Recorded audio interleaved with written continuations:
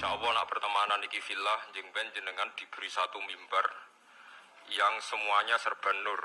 Itu gini ku tiang-tiang sing kekancan krana napa? Allah. Pun ajenengan ngandel kula, kekancan krana Allah iku mboten kudu sedekah teng kula, hormat kula mboten. Misale sing seneng sedekah nggih angsal, sing mboten seneng nggih angsal nak pertimbangane Islam. Misale timbang duit tak kena Gus Pak wis suka tak kena bojoku wae sing melarat itu nggih Islami, paham nggih? Paham nggih? Niku nggih napa? Islami. Sementing aja krana medhit. Duit tak kena Gus Pak iman, tak kena bojo iman, tak kena anak iman, tak kena mbah aman, itu bodoh nanti pun keliru banget. Ini penting kalau aturaken, kalau akhir-akhir ini sering nopo guys, sering ngipi, sering pancen susah. Kulo nganti saniki susah kulo teng donya ku sitok nggih. Maksiat itu menciptakan ekonomi.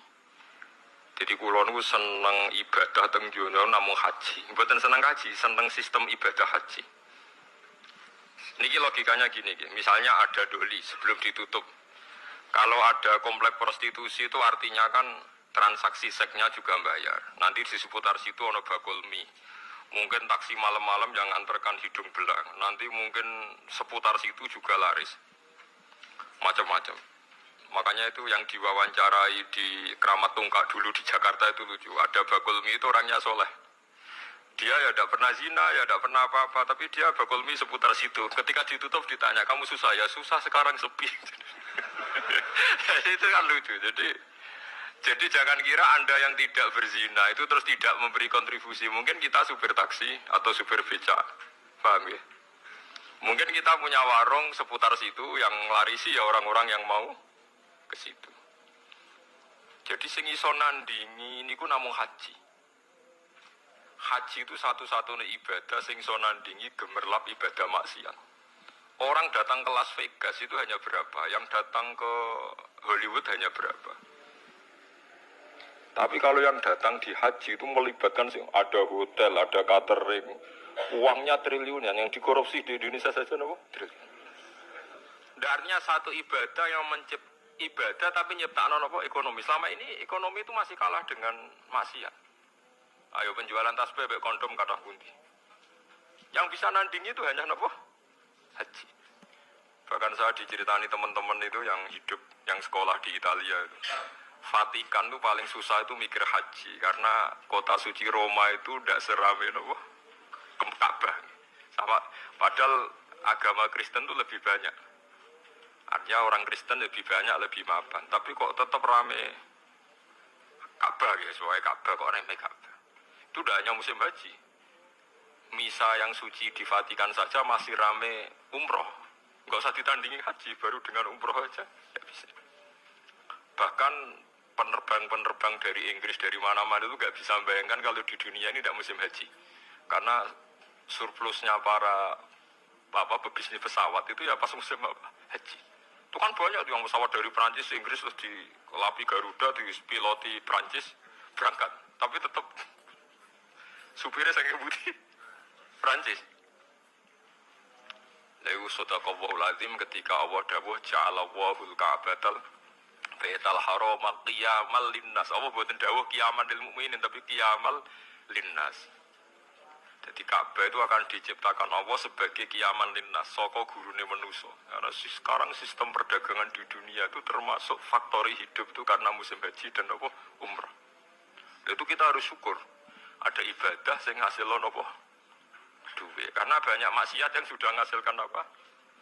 Duit. Jadi kula suwun jenengan seneng kula seneng jenengan kabeh menapa fillah. Fillah wis pokoke kabeh perhitungane faktor apa subhanahu wa taala. Niki sing terakhir kula tutup ngangge ilmu akidah nggih. Masalah niki mawon. Nomor kali itu hanya ulama yang tahu kenapa kita mencintai Allah.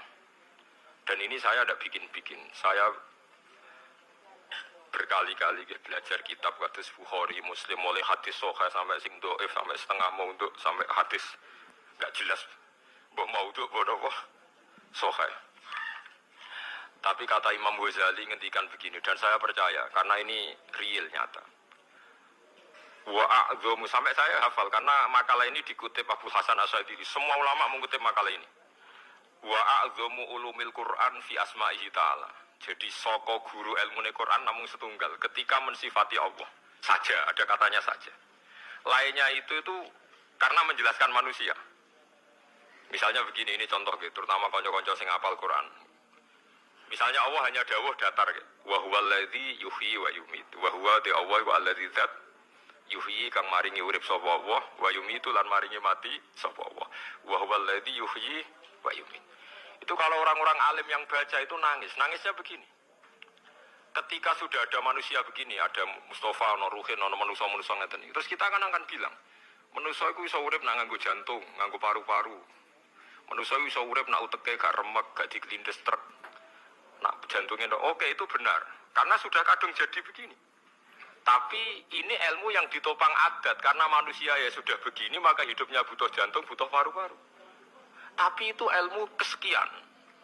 Hakikate iku ra ilmu iku hakikate ra ilmu. Yang kita lihat manusia urip iku butuh jantung, butuh paru-paru. Itu udah ilmu. Itu yang kita ketahui. Paham ya? Tapi nak hakikate ilmu ya namung setunggal. Allahu la ilaha illa huwal hayyul qayyum. Ya Allah iku sing dadi ilmu. Artinya ngene, ketika Allah gawe manusa saka pasir. Ora ana jantunge, ora ana paru-parune, ora ana unsur kehidupane. Pertama manusia diciptakan dari apa? Tanah kan. Tanah itu tidak ada jantungnya, tidak ada paru-parunya, tidak ada unsur kehidupannya. Tapi Allah bisa. Wa huwal ladzi yuhyi. Karena Allah memang bisa menghidupkan. Nah, pentingnya ilmu ini penting nanti setelah kita mati jadi tanah.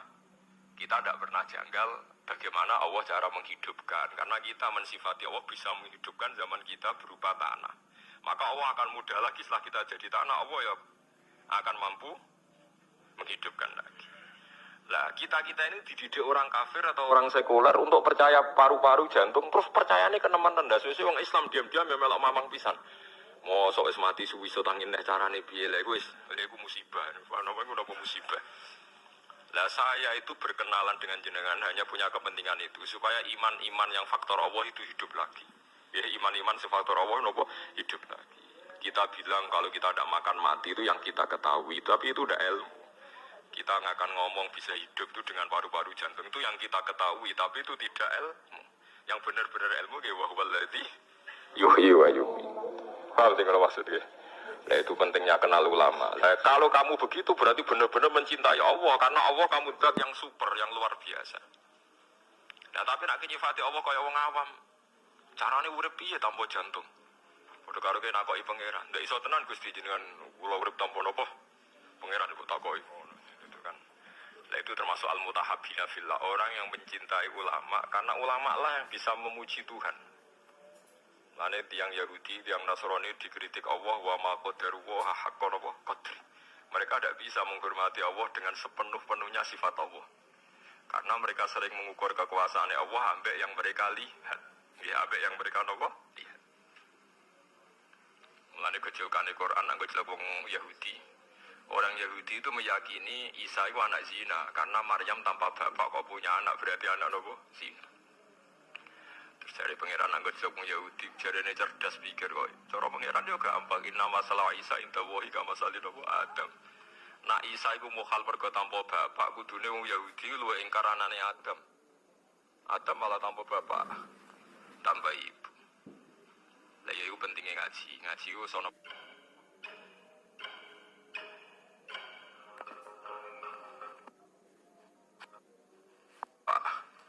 tambah ibu. Lah ya itu pentingnya ngaji. Ngaji itu sono pembanding. Jadi gue nak dewa-dewa no yang Anda ketahui, Anda akan jadi kafir.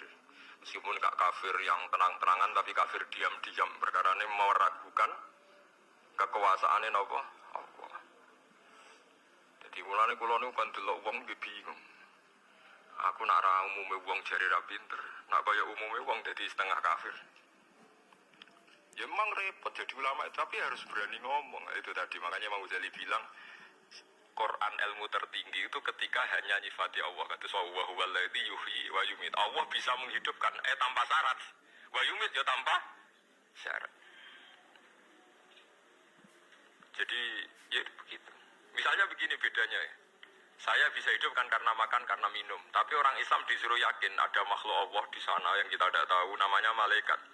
Itu hidupnya jutaan tahun tanpa makan, tanpa minum. Itu kalau ulama langsung tahu, kita dengan malaikat tidak ada bedanya. Artinya kalau Allah bikin Jibril butuh makan ya bisa. Kita dijadikan kayak malaikat tanpa makan, Ya bisa, karena ujung-ujungnya keputusan tertinggi malaikat ra butuh mangan ngono iku ya ora krana saktine malaikat tapi krana kersane Allah. Kita digawe lemah ngene iki ya ora krana kita lemah ya mergo kersane Allah. Itu disebut napa wa wallazi yuhyi wa yumiit.